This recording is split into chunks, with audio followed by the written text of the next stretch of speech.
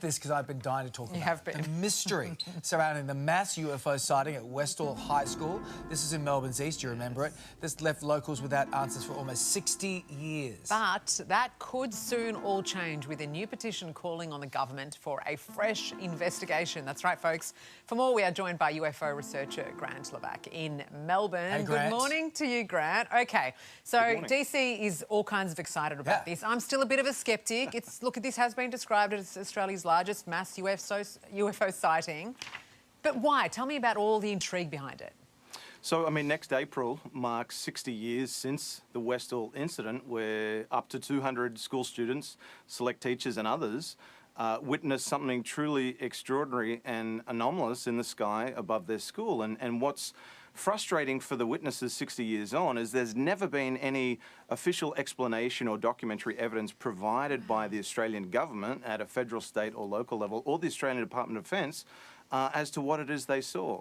And there's never been any explanation provided as to why there was a rapid response of military personnel on site shortly after the event, witness intimidation, confiscation of evidence. And there's been a comprehensive report that was compiled by the then Department of Supply, which is now defunct. That report has never seen the light of day, despite the efforts of researchers like Shane Ryan, who's interviewed up to 180 witnesses, Keith Basterfield, Bill Chalker, and investigative journalist Ross Coulthart, and myself. We've all attempted to get records from the Australian government through the Freedom of Information Act, which is under threat at the moment thanks to the truth tax that's being proposed. And we've tried to find records through the National Archives of Australia, and there has been no documentation that has been presented to the public to date as to what happened on the 6th of April 1966. Well, great. Let's talk about that date. You've done the documentary about it. You spoke to people there. What did the witnesses describe for people at home who don't know the case?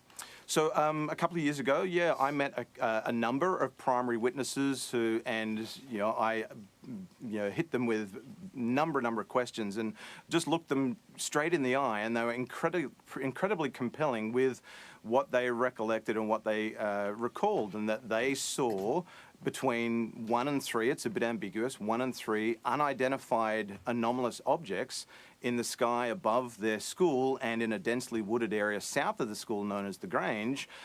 Many commented that what they saw resembled the shape of a flying saucer, and it moved in ways that they weren't able to explain or reconcile, and it moved very rapidly to this densely wooded area south of the school known as the Grange, where it was reported to have landed or to come in close contact with the ground. Sarah?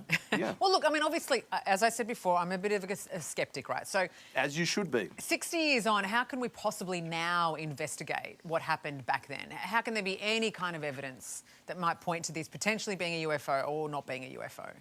Yeah, so I think there's always an opportunity for more information and more witnesses to come forward and come to light. And if there was this comprehensive report that was compiled by the then Department of Supply, well, then that should be released to the Australian public. If it was something prosaic that was observed in the sky above Westall High School on the 6th of April 1966, well, the government should come clean, be transparent, and provide answers to the witnesses that have lived with what they've seen for 60 years. And here's the thing, right? You look at America and Congress are now releasing information about, unidentified objects that the military have seen, and they're releasing videos.